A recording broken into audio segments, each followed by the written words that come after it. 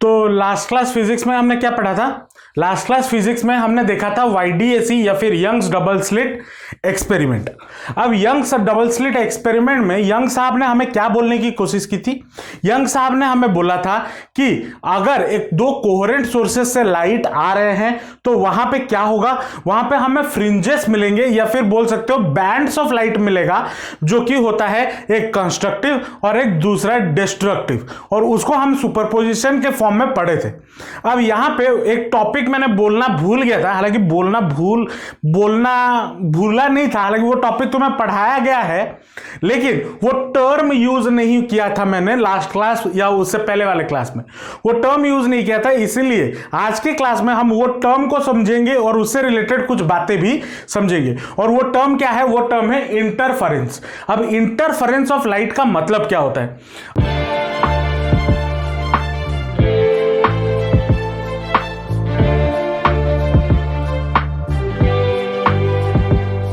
अगर दो लाइट, अब इसको समझना, अगर दो लाइट मिलते हैं तब हम उसको बोलते हैं सुपरपोजिशन। लेकिन अगर दो लाइट एक दूसरे के रास्ते में आते हैं तब वो क्या करते हैं? एक दूसरे रास्ते को इंटरफियर करते हैं। तब क्या होगा? तो जब अगर दो लाइट, जैसे ये अगर बोलूं, अगर ये स्क्रीन है, यहां से एक लाइट आ रहा है और इस पॉइंट पे पहुंच रहा है, और यहां से एक लाइट आ रहा है जो कि इस पॉइंट पे पहुंच रहा है। अब ये दोनों वेव एक ही पॉइंट पे मीट क्यों कर रहे हैं? क्योंकि दोनों एक ही पॉइंट पे इंटरफियर कर रहे हैं एक दूसरे को। उसी चीज को हम बोलते हैं इंटरफेरेंस ऑफ लाइट। और इंटरफेरेंस ऑफ लाइट का अगर हम थोड़ा डिटेल में चलें, उसको समझते हैं क्या है, डेफिनेशन से समझेंगे। पहले मैं डेफिनेशन लिख देता हूं, उसको नोट डाउन करो, फिर डेफिनेशन से हम आराम से समझेंगे। चलो समझते हैं इंटरफेरेंस ऑफ लाइट होता क्या है। डेफिनेशन से समझते हैं। क्या बोला है? when two light waves of same frequency and having a constant phase difference traveling in same direction they superpose each other। ये हमने पढ़ा हुआ है। मतलब जब कोहेरेंट सोर्सेस, अब सेम फ्रीक्वेंसी और कांस्टेंट फेज डिफरेंस, मतलब कोहेरेंट सोर्सेस या फिर कोहेरेंट लाइट वेव्स, ये हमने बात की थी सुपरपोजिशन में। तो जब कोहेरेंट सोर्सेस से कोई कोहेरेंट वेव्स निकल रहे हैं तो वो एक दूसरे को क्या करते हैं? वो एक दूसरे को सुपरपोज करते हैं। देन क्या होता है? सुपरपोज करने के बाद क्या हो जाता है? The intensity in the region of superposition, जहां पे वो सुपरपोजिशन करते हैं वहां पे इंटेंसिटी क्या हो जाता है? Gets redistributed becoming maximum at some point. मतलब जब सुपरपोज करते हैं तो वो क्या कर जाते हैं? उनका इंटेंसिटी रीडिस्ट्रीब्यूट हो जाता है, और कुछ कुछ इलाकों में वहां पे क्या हो जाता है? इंटेंसिटी मैक्सिमम हो जाता है, और कुछ कुछ इलाकों में मिनिमम हो जाता है। और उसी फेनोमेना को हम बोलते हैं इंटरफेरेंस ऑफ लाइट। हालांकि मैं ये सुपरपोजिशन में बताया था, और यही सेम एक्सपेरिमेंट वाईडीएसी या यंग साहब ने किया था, जिसका नाम था यंग्स डबल स्लिट एक्सपेरिमेंट, जो हमने लास्ट क्लास पढ़ी थी। लेकिन अब इसको थोड़ा प्रैक्टिकली तो नहीं, हम विजुअलाइज करते हैं कि यहां पे मैक्सिमम या मिनिमम जो बन रहा था वो कैसे बन रहा था, उसको जरा हम विजुअलाइज करते हैं। मान लो यहां पे आपका एक सोर्स है, ठीक है, और यहां पे आपका स्क्रीन है। यहां पे मैं बना दे रहा हूं, थोड़ा छोटा डायग्राम बना रहा हूं। यहां पे स्क्रीन है और यहां पे सोर्स है, ठीक है, 1 2। ये हो गया आपका S1, ये हो गया मान लो S2, और यहां से एक सोर्स है जो कि है S। अब इसमें से भी लाइट जा रहा है और इसमें से भी लाइट जा रहा है। कैसे लाइट जा रहा होगा? मान लो रेड पेन से जा रहा है लाइट, जो कि S से जा रहा है, ऐसे ऐसे जा रहा होगा, गया, और इस वाले सोर्स पे जब गिरा तो क्या होगा? इधर से भी लाइट निकलेंगे और इधर से भी लाइट निकलेंगे, है ना? तो कैसे होगा? अब मान लो S1 से जो लाइट निकल रहा होगा वो ब्लू पेन से निकल रहा है, कुछ ऐसे ऐसे गए और यहां तक पहुंचे, ठीक है।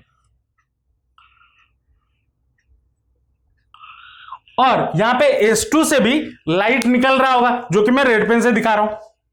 मान लो ऐसे गए,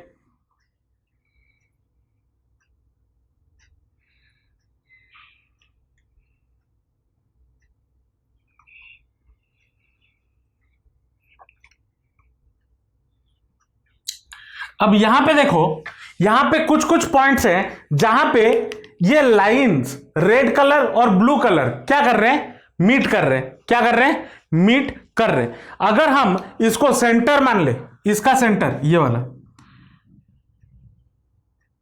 देखो यहां पे कुछ कुछ पॉइंट्स है, जैसे ये वाला पॉइंट, ये वाला पॉइंट, और कहां पे मीट कर रहे हैं, मान लो ये वाला पॉइंट, ये वाला, यहां पे ये जो लाइट मिल रहे हैं, यहां पे कुछ पॉइंट्स हैं।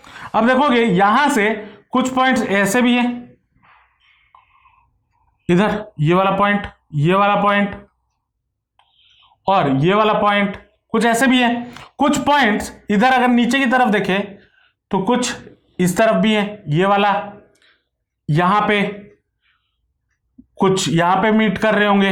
अच्छा, मैंने ब्लू में बनाया नहीं है, तो अब यहां पे अगर देखें और कहीं पे भी है, यहां पे देखो ये वाले पॉइंट्स, ये वाले पॉइंट्स, तो यहां पे जब दोनों लाइट मीट कर रहे हैं, ये कुछ पॉइंट्स ऐसे हैं जहां पे मीट करने पे वहां पे क्या हो जाता है, कुछ समय पे मैक्सिमम हो जाता है इंटेंसिटी और कुछ समय पे क्या हो जाता है, मिनिमम हो जाता है intensity.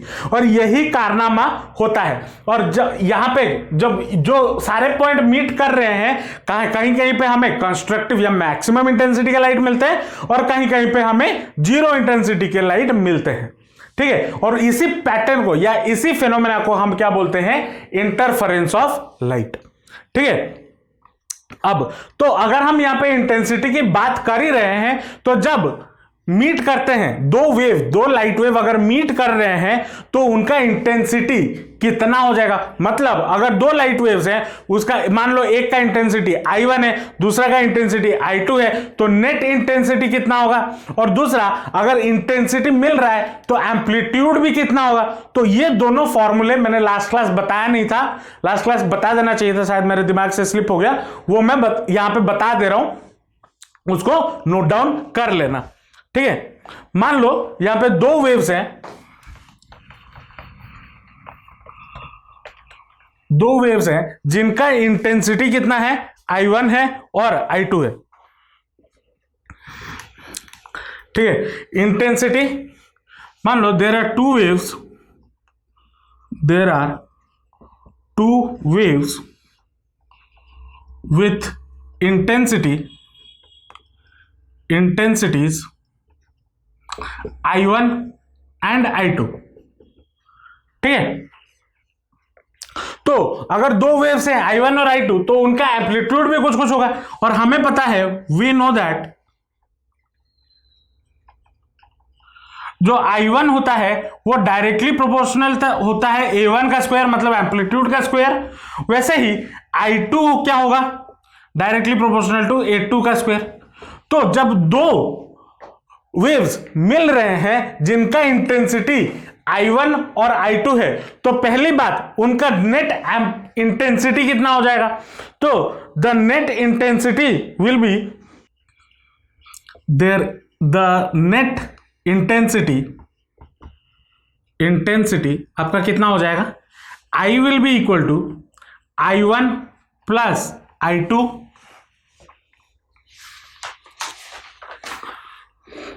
I1 plus I2 plus 2 I1 into I2 का root over into cos phi।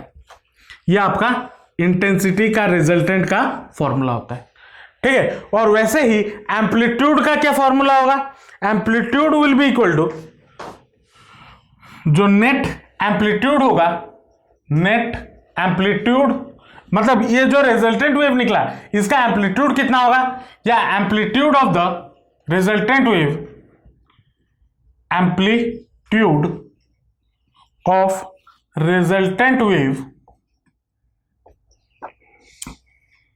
आपका कितना हो जाएगा, ए, मान लो ए ले लेता हूं, ए का square will be equal to A1 का स्क्वायर प्लस A2 का square plus 2A1 into A2 cos phi। ठीक है, यह आपका एम्पलीट्यूड जो रिजल्टेंट वेव है उसका एम्पलीट्यूड का एक्सप्रेशन है। अब यहां पे बात करते हैं और एक छोटे से केस की।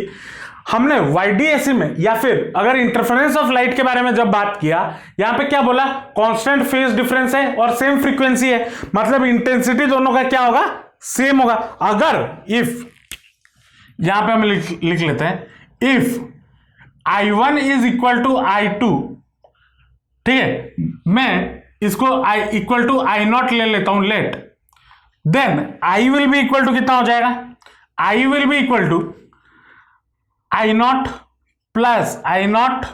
Plus 2 into root over of I0 का स्क्वायर कॉस फाई, यही होगा ना। इसी फॉर्मूले में बस I1 और I2 के जगह पे I0 डाल दिया, तो I will be equal to कितना हो जाएगा, I0 plus I0 2I0 plus ये हो जाएगा 2I0 कॉस फाई।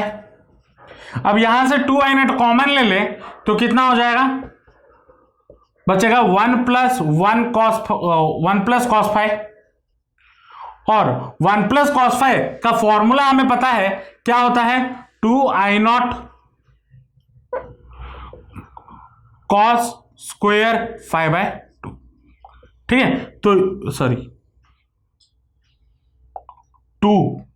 इसका formula 1 plus cos phi equal to क्या होता है, 2 कॉस स्क्वायर फाई बाय 2, ये फॉर्मूला होता है। तो I इक्वल टू कितना हो जाएगा, 2 into 2 4I0 cos square phi by 2, ठीक है। तो ये आप किसके लिए डाल सकते हो, YDAC के लिए। YDAC का जो जब न्यूमेरिकल होता है, अगर इंटेंसिटी का रिलेटेड क्वेश्चन पूछ लिया तो ये फॉर्मूला आप डाल सकते हो, अगर आपको इंटेंसिटी गिवन है तो, ठीक है। रिजल्टेंट का इंटेंसिटी इस फॉर्मूले से निकाल सकते हो। ये कुछ छोटी छोटी चीजें हैं जो मैं पढ़ाते वक्त लास्ट क्लास ये बता देना चाहिए था, मैं छोड़ दिया, इसलिए आज की क्लास में बता दे रहा हूं, ठीक है। इसको नोट डाउन कर लो, फिर आगे चलेंगे। चलो अब यहां पे कुछ और चीजों के बारे में बात करते हैं, इसी इंटरफेरेंस के रिलेटेड है, उसके रिलेटेड कुछ बात करते हैं, ठीक है। अब देखो हमने क्या पढ़ा, YDAC में हमें क्या मिलता है, हमें एक पैटर्न मिलता है जहां पे पहले लाइट कलर होता है, मतलब लाइट होता है, कुछ ऐसे पैटर्न मिलते हैं। अगर मान लो ये स्क्रीन है तो कुछ ऐसे पैटर्न मिलते हैं,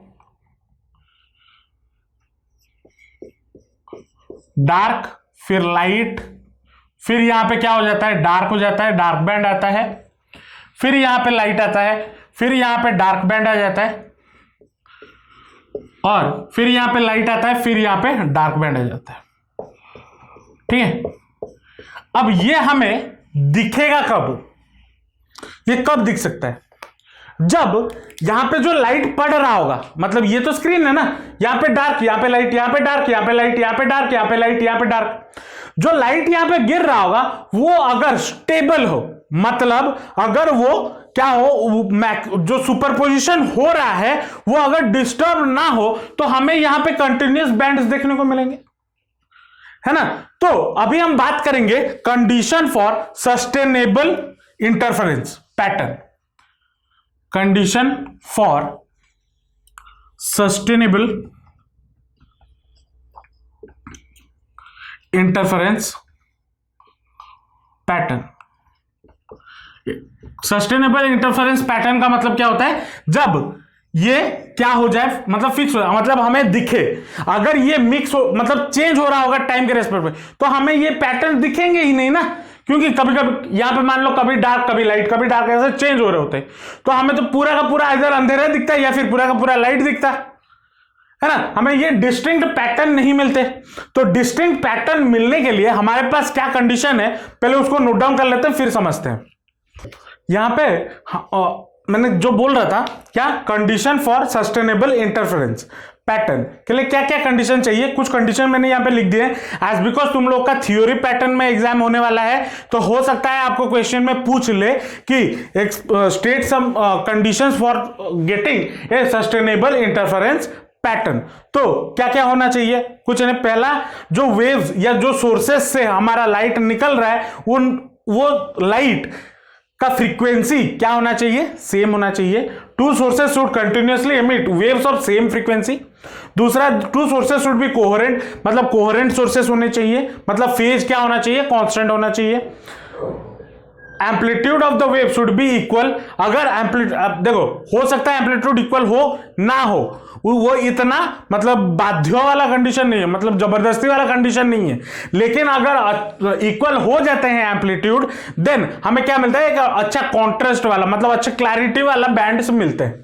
ठीक है, उसके बाद क्या बोला है, to sources should B narrow, मतलब जो डिस्टेंस बिटवीन टू सोर्सेस, मतलब क्या था, वाईडीएसी का एक्सपेरिमेंट, ये यहां पे मेन सोर्स था, फिर इसको हम कोहेरेंट सोर्स बनाते थे, और ये इनके बीच में जो डिस्टेंस है, ये जो स्लिट्स बन रहे हैं या जो सोर्स बना रहे हैं S1 और S2, ये बहुत पतले होने चाहिए। ऐसा नहीं कि एक बोर्ड में पेन घोप दिए, जितना बड़ा रेडियस हो गया उतना नहीं, बहुत छोटा, मतलब एक पिन जो होता है ना, पिन होल से भी छोटा होना चाहिए। जितना छोटा होगा उतना अच्छा पैटर्न आपको देखने को मिलेगा।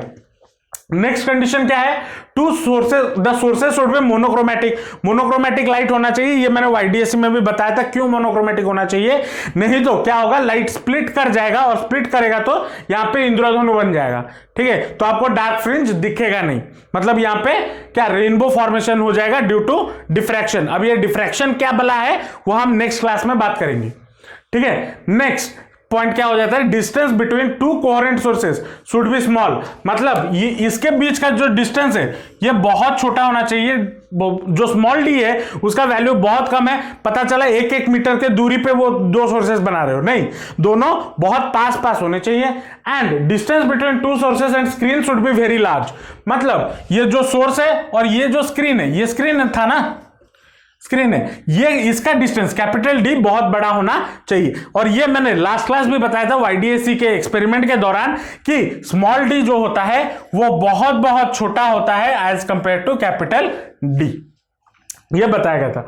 तो ये आपके क्या है, conditions for a sustainable interference pattern, इसको नोट डाउन कर लो। उसके बाद देखेंगे इसका कर्व, ये तो हमने पैटर्न देख लिया, अब कर्व या ग्राफ इसका कैसा बनेगा उसको जरा देखेंगे, इसको लिख लो। चल, अब अगर मैं इसका क्या बनाना चाहूं, इसी का ग्राफ बनाना चाहूं, तो ग्राफ कैसे बनेगा, मान लो ये आपका सेंटर है, ठीक है, ये आपका सेंटर है, कौन सा सेंटर है, यहां पे ये जो सेंटर मैंने लिया था, ये सी पॉइंट लिया था ना वाईडीएससी में, ये मान लो वही सेंटर है सी। ठीक है, यहां पे क्या बन रहा है, मैक्सिमम बन रहा है, मतलब जो इंटेंसिटी होगा वो यहां पे, मान लो यहां पे लाइट क्या बन रहे हैं, एक ब्राइट इमेज फॉर्म हो रहा है या ब्राइट फ्रिंज प्रोड्यूस हो रहा है, तो यहां पे जो ग्राफ होगा वो कैसा होगा, ऐसा होगा। ठीक है, और यहां पे देखो, यहां पे अंधेरा है तो यहां पे अंधेरा हो गया, मिनिमम हो गया, फिर यहां पे ब्राइट हो गया तो इसी के बीचों बीच फिर ब्राइट हो गया, फिर इधर अंधेरा हो गया तो इधर अंधेरा हो गया, फिर इधर।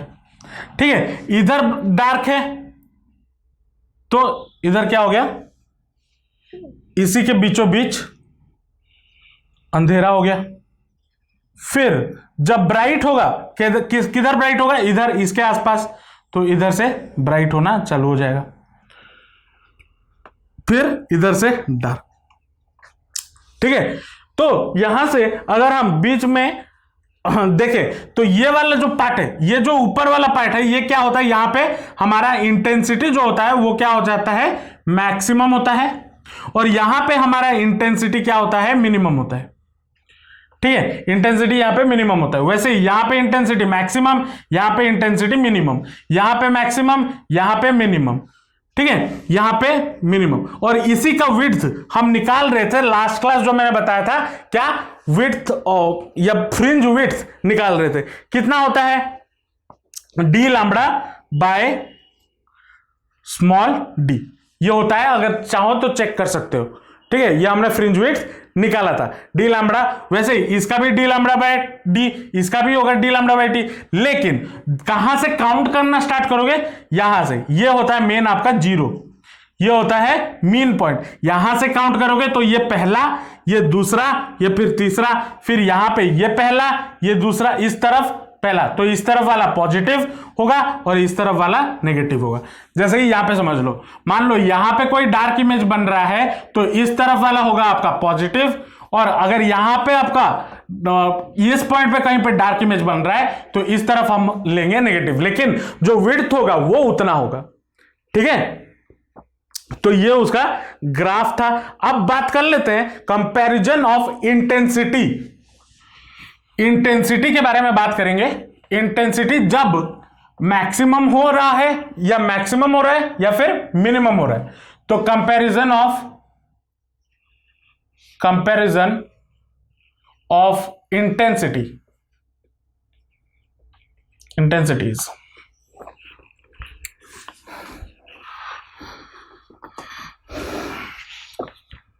तो हमें क्या पता है?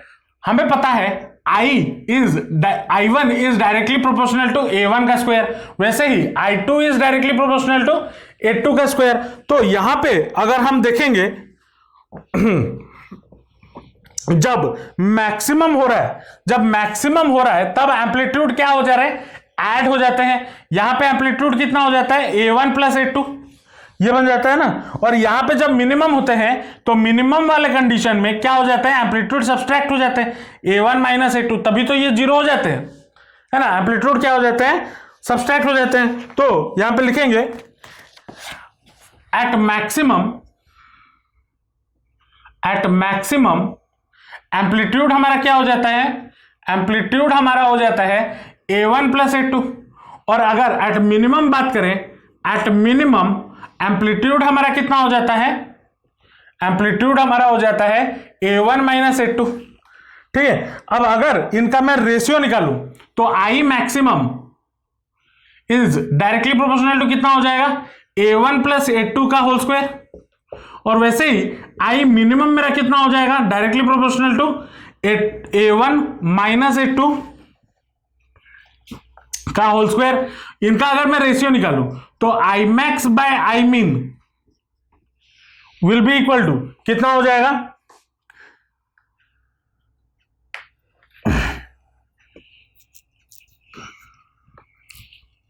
हो जाएगा A1 प्लस A2 का whole square whole divided by A1 minus A2 का होल स्क्वायर।